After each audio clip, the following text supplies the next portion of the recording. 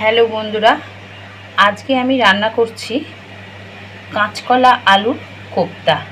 দেখুন, পেঁয়াজ বেটে রেখেছি, আদা রসুন বেটে রেখেছি, টমেটো কুচি আর কাঁচকলা সেদ্ধ করে আমি খোলাটা ফেলে রেখেছি আর আলুটা সেদ্ধ করে রেখেছি। এগুলো আমি একসঙ্গে এখন মাখাবো, কাঁচকলা আর আলু। দেখুন বন্ধুরা, আমার কিন্তু কাঁচকলা, দেখুন কাঁচকলা আর আলু সুন্দর করে মেখে নিয়েছি। একটু নুন দিয়ে মাখতে হবে। এবার মেখে আপনারা যে যেরকম পারবেন সেরকমভাবে শেপ করে, দেখুন কেউ এরকম করে নিতে পারবেন আর কেউ আবার একটু গোল গোল করেও নিতে পারেন। আমি কিন্তু একটুখানি গোল গোল করে নিলাম।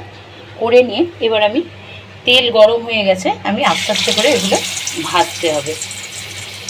এখন একটা দিয়েছি, আবার একটা দিলাম। বন্ধুরা, আমার কিন্তু কোপ্তা ভাজা হয়ে গেছে। এইবারে আমি তেল গরম করতে দিয়েছি, এর মধ্যে একটু সামান্য কালো জিরে দিয়ে দিলাম, তেজপাতা আর পেঁয়াজ বাটাটা দিয়ে দিলাম। দেখুন বন্ধুরা, আমার পেঁয়াজ কিন্তু সুন্দর করে ভাজা হয়েছে। এইবার আমি আন্দাজ মতো লবণ দেব, সামান্য একটু মিষ্টি, হলুদ গুঁড়ো, লঙ্কার গুঁড়ো, জিরে, ধনের গুঁড়ো আর জিরের গুঁড়ো দিলাম। তার সঙ্গে টমেটো কাটা আছে, টমেটো কাটাটাও দিয়ে দিয়েছি। দিয়ে একটু নাড়াতে হবে। আদা রসুন বাটা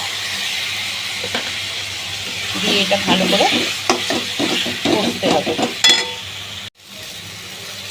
দেখুন বন্ধুরা, ভালো করে কিন্তু আমার মশলাটা ভাজা ভাজা হয়ে গেছে। মশলা ভালো করে ভাজলে সুন্দর একটা কালার আসবে।